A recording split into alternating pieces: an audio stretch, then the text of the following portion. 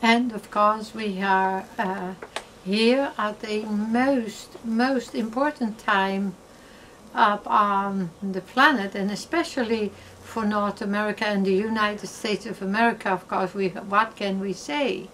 And yet we need to say something, for the simple reason, as I am coming to you and speaking as a voice, like a voice out of a wilderness, out of the beginning of your planet. When I realize how much racism is alive, division is alive, and yet you are on the footstep of the greatest of all changes upon the planet. And don't forget that you have to pack in tonight, make a little box and put all your racist thoughts, motions, or whatever you have, and put it in a box, put a ribbon around it and store it or throw it away. Make a list. That's what I urge everyone, wherever you are on this planet, to do.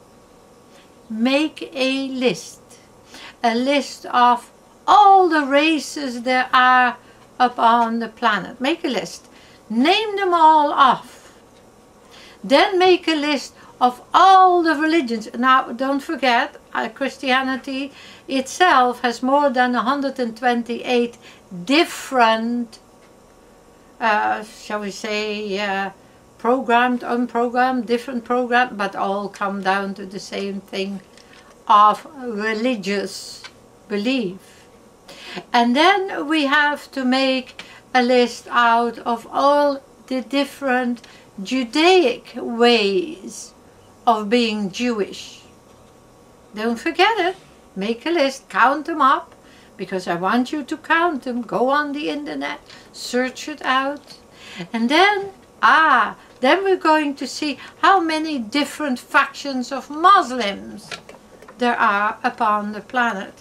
Count them up, line them up on your piece of paper, then you make a list. Well, of course, we have in India also some different belief, but 133 different forms of Buddhism. You see, they are like Christianity, they can't agree either, or Judaism. That's a problem. So when you can't agree within your own religions, and you have a problem with race, creeds and color, because that's your biggest problem, because you are having Mr. Obama, his wife and beautiful children, coming into this very, very important, empowering day for the United States of America. You have Cubans, you have Mexicans, you have Germans, you have France, you have English. But the first most important thing, oh yes, you have black people, also different area, different colored black people. Then we have all the different types of people from India. We have all the different kinds of people from Europe, Norway, Sweden, Denmark. And you go on and on and on. And when there is a little something going on, we have to not forget that they all call each other's names. But then there is the big problem for you who are so steeped in confusion, hatred and racism. Because it happens to be there are myriads of people, maybe more than you ever could imagine or understand, of half North American Indian, half French, half Dutch, half American, half Canadian. Oh, and on and on and on and on. Or half Brazilian, half American, half Brazilian native, half Chinese, Japanese, because you have all those yet too. What a mess this would be. It is like a great big pot of rice stew or soup or whatever, and all these beautiful colors and all these wonderful races have come together in North America or around the world. When I was in Brazil, and I met some very beautiful people when I was in the compound of Jean de Dieu, John of God. And there came people from India and Africa and America and France and Germany and Holland. And they all came together there because they all wanted to see Jean. And Jean and myself and the people at night, we used to speak about this beautiful variety of people from everywhere. How wonderful it was, as if it was there a point of peacemaking, because all hatreds towards each other did fall away.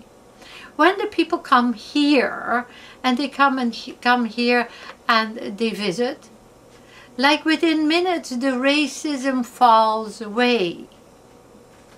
And we will love all of you equally and in the same balance, in the same measure, because your souls are all pure. All your souls were so perfect when you came and descended to planet Earth. I hope when you ascend again that you are in that kind of balance and have learned to really overcome. Now I can speak to you about this. I can tell you about when World War II was happening in Holland. And I can say to you, sometimes thinking back of dismay, because when we were really in a state of silence anywhere in the world, we could ask ourselves this question. Soldiers who are trained to hate enough or to be confused enough to go and shoot their fellow man. And it doesn't matter whether you're Israeli or whether you are Afghani or whether you're Canadian or whether you're French or whether you're Australian or whether you're Dutch. You transgress the laws of the universe. And I do also not quite care whether you get very angry today, because I want to give you this food for thought. All these religions out there, they say on some morning, when it is their high morning, thou shalt not kill, you should not kill. Should be spiritual beings or religious beings. And then your sons and daughters pack up and they go out there and kill people they have never ever met before.